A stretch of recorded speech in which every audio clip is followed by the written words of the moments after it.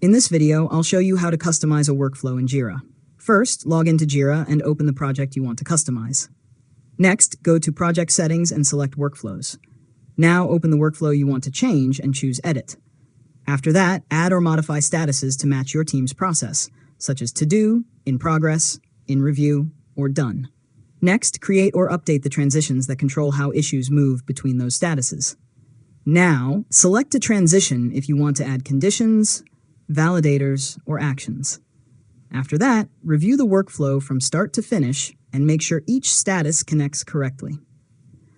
Next, publish the workflow when you're satisfied with the changes.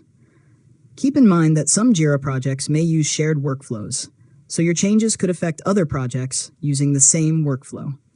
Finally, open an issue and test the new workflow by moving it through the different statuses. And that's it. You've successfully learned how to customize a workflow in Jira. If you found this tutorial helpful, make sure to subscribe to Learn Mode Lab for more tutorials.